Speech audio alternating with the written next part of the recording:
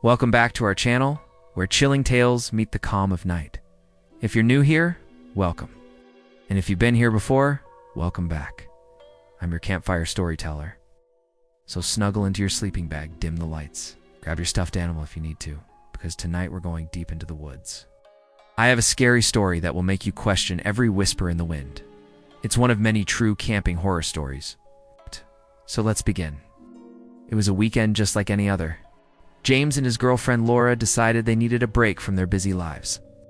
So they packed up the car and headed out to the towering forests of Oregon.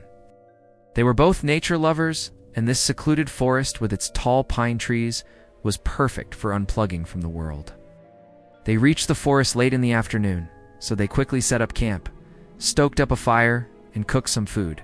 Then as night fell, they sat in the flickering light of the fire, sharing stories and enjoying the silence of the woods. The only sound was the crackling of the fire and the distant hoot of an owl. But as the fire died down, the whispering started. At first it was so soft they dismissed it as the wind rustling through the pines. But then Laura thought she heard her name being called. She told James, but he just smiled and said it was probably just the wind. He knew how much she loved scary stories, but he didn't want to scare her. They snuggled close, trying to ignore the whispers. But then they started hearing footsteps in the forest.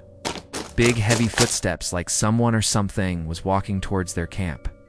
Laura felt a chill run down her spine, and she looked at James, her eyes wide with fear. But he was fast asleep, oblivious to the sounds in the forest.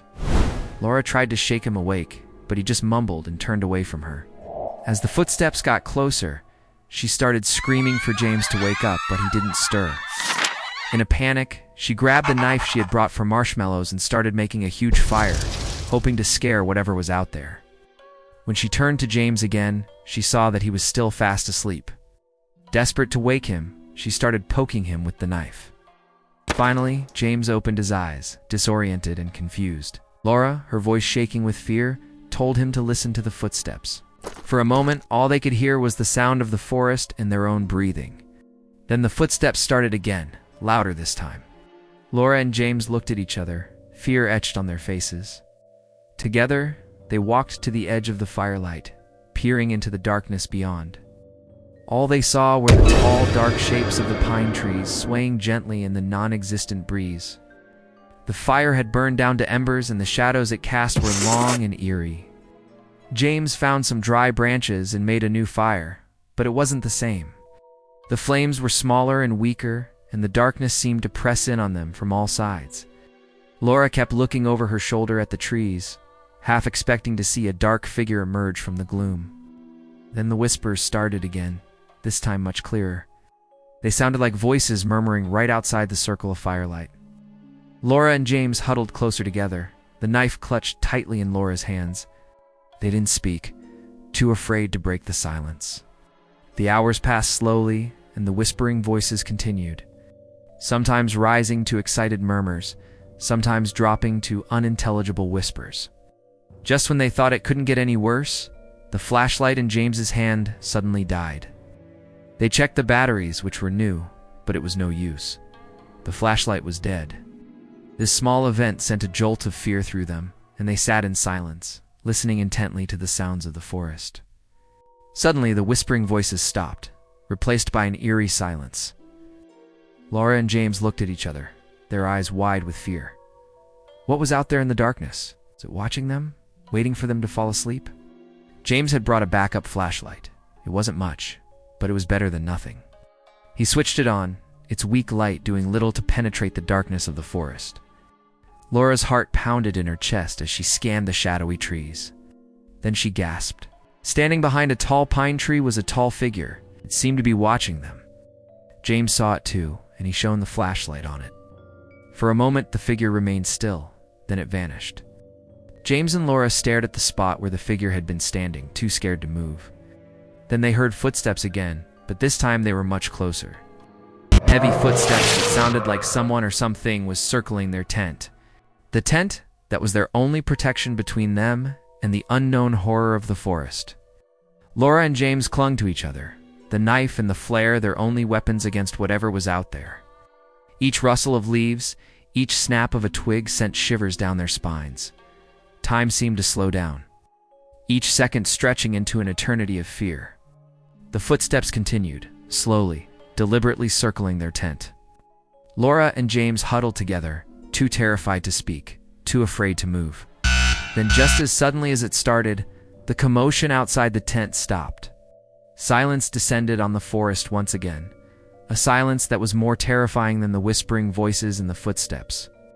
As the first rays of sunlight peeked through the trees, Laura and James cautiously unzipped the tent. They looked around, but there was no sign of any animals or humans. They didn't find any animal tracks in the soft ground, nor any human footprints. Yet they had heard the footsteps. They had felt the presence of something or someone outside their tent. James forced a smile. Maybe it was just a trick of their minds, he said. But Laura wasn't convinced. She couldn't shake the feeling that they were being watched, that something was out there in the trees watching them. They packed up their things quickly, eager to get away from the tent in the forest. But as they were leaving, Laura noticed something that made her heart sink. Carved into the bark of the tree near their tent were the words, "Stay." She looked at James, his face pale and drawn. Had whatever had been watching them left a message? Didn't stop until they were many miles away from the forest? As they drove, they talked about the events of the night before. Was it a spirit that had whispered to Laura? Was it someone watching them from the trees? Or was it just the forest playing tricks on their minds? They never went camping again. It's the memory of the whispering pines, the footsteps in the forest, and the ominous message carved into the tree haunted their dreams. So, whether it was a spirit, someone watching them, or the forest playing tricks, one thing was clear. Yeah, sometimes the scariest stories are the ones that happen in real life. And now, I have a question for you. Have you ever experienced anything like this while camping or hiking? Share your thoughts below. I'd love to hear your story. Stories like this remind us that there are things in this world we can't explain. They make us appreciate the safety of our own beds and the comfort of our own homes. Because sometimes the dark corners of our world hold secrets that are best left undiscovered. If you enjoyed this spooky camping tale, don't forget to hit that like button. Subscribe to our channel and turn on notifications so you never miss out on our chilling stories. Thank you for joining me tonight. Until next time, stay safe, stay curious, and never stop exploring.